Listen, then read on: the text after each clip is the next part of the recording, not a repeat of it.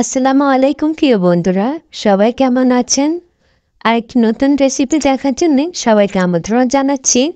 আমার আজকের রেসিপি বেগুনের ফুলঝুরি। আর এই বেগুনের ফুলঝুরি একেকজনে একভাবে তৈরি করে থাকে। কেউ কেউ আছেন গোটা বেগুন দিয়ে ফুলঝুরিগুলো তৈরি করে নেয়, কিন্তু আমি আজকে গোটা বেগুন ছোট ছোট টুকরো করে এগুলো দিয়ে ফুলঝুরিগুলো তৈরি করে নেব। রেসিপিটি একেবারেই সহজ, আপনারা একবার দেখলে বাসায় ট্রাই করতে পারবেন। আর প্রিয় বন্ধুরা, তোমাদের কাছে আমার রেসিপিগুলো যদি ভালো লেগে থাকে তাহলে আমার চ্যানেলটি সাবস্ক্রাইব করে দিবে এবং আমার চ্যানেলের ভিডিওগুলো সবার আগে পাওয়ার জন্য পাশে থাকা বেল আইকনটি বাজিয়ে দিবে।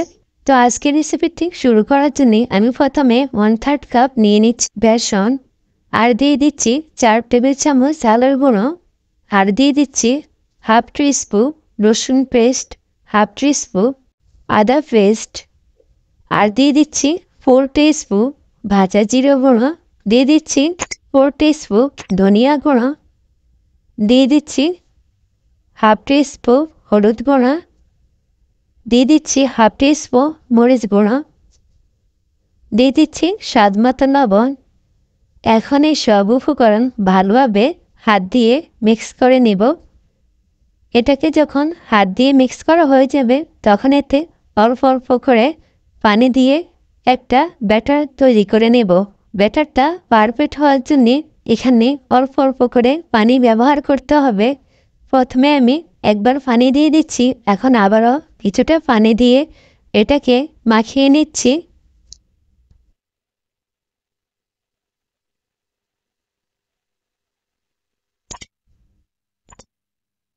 এখন আবারও এখানে আমি আরও কিছুটা পানি দিয়ে এই ব্যাটারটাকে আরও কিছুটা পাতলা করে নেব। এটা যখন পারফেক্ট একটা ব্যাটার তৈরি হবে তখন এটাকে আমরা এক সাইডে রেখে দেব। তো আমার ব্যাটারটা তৈরি হয়ে গেছে। এখন আমি বেগুনগুলো কেটে নেব। এখানে আমি নিয়েছি বেগুন। আপনারা আরেকটু ভালো সাইজের বেগুন নিয়ে ফুলঝুরিগুলো তৈরি করতে পারেন। তা আমি এখানে গাছের বেগুন নিয়েছি। এখন আমি বটি দিয়ে কেটে ছোট ছোট টুকরো করে নিচ্ছি।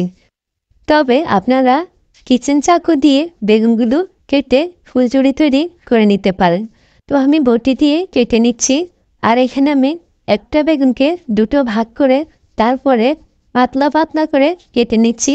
যখন এটাকে পাতলা পাতলা করে কাটা হয়ে যাবে তারপরে মাঝখান থেকে কয়েকটা ভাগে ভাগ করে নিতে হবে। একেবারে চিকন চিকন করে ভাগগুলো করে নিতে হবে। এই তো আমার একটি ফুলঝুরি তৈরি হয়ে গেছে। আমি আরেকটি ফুলঝুরিও তৈরি করে দেখিয়ে দিচ্ছি। আসলে এটা একেবারে সহজ, বলার কিছুই নেই। চোখে দেখলেই আপনারা সহজে করে নিতে পারেন। তো আমার সবগুলো ফুলঝুরি আমি একইভাবে কেটে নিচ্ছি। তো আমার সবগুলো ফুলঝুরি কাটা শেষ। এখন আমি এগুলোকে ধুয়ে নিব। আর তার জন্যে একটি পাত্রে নিয়ে নিচ্ছি পানি। এখন এই পানির সাথে দিয়ে দিচ্ছি 1 চিমটি লবণ। লবণটা পানির সাথে মিক্স করে নিচ্ছি। তারপরে দিয়ে দেব কেটে রাখা বেগুনগুলো। এভাবে যদি লবণ পানিতে বেগুন ভিজিয়ে নেওয়া যায় তাহলে বেগুনের যে এক্সট্রা কষ আছে সেটা খুব সহজে উঠে যাবে। কিছুক্ষণ পরে দেখতে পাবেন পানিটা অনেকটা কালো হয়ে গেছে। আর এই পদ্ধতিতে অবলম্বন করে আপনারা রান্নার বেগুনও খুব সহজে ধুয়ে নিতে পারেন। বেগুনগুলো ধুয়ে সরাসরি চলে যাচ্ছি চুলাতে। চুলা একটা কড়াইতে পর্যাপ্ত পরিমাণে তেল নিয়ে তেলকে হালকা গরম করে এখন একটা একটা করে বেগুনের ফুলঝুরি বেসনে চুপিয়ে তারপরে দিয়ে দিচ্ছি তেলে। সবগুলো বেগুনের ফুলঝুরি একইভাবে বেসনে চুপিয়ে তেলে দিয়ে দিতে হবে। কিছুক্ষণ রাখার পরে এটাকে এপিট ওপিট উল্টে পাল্টে দিতে হবে। আর চুলার আঁচটা এই পর্যায়ে একটু মিডিয়াম করে রাখতে হবে, তাহলে এটা পুড়ে যাবে না, ভিতর থেকে ভালো করে এটা হয়ে যাবে। তো আমি এটাকে একবার উল্টিয়ে দিয়েছি, আবারও কিছুক্ষণ রেখে আবারও উল্টিয়ে দিব। তো এটাকে আসলে একটু ভালো করে ভেজে নিলে এই বেগুনের ফুলঝুরিটা অনেকটা ক্রিস্পি এবং মুচমুচে হয়। তা আমি এটাকে ভালোভাবে ভেজে তুলে নিচ্ছি। আর দেখতেই পাচ্ছেন বেগুনের ফুলঝুরিগুলো কেমন হয়েছে। এভাবে খুব সহজে বেগুনের ফুলঝুরি তৈরি করে নিতে পারেন। তো প্রিয় বন্ধুরা, একবার হলো আমার রেসিপিটি দেখে এভাবে বেগুনের ফুলঝুরি তৈরি করে দেখতে পারেন। আশা করি খুবই ভালো লাগবে। তো আমার আজকের ভিডিওটি আমাদের কাছে যদি সামান্যতম ভালো লেগে থাকে তাহলে প্লিজ একটা লাইক, সুন্দর একটি কমেন্ট করতে ভুলবেন না।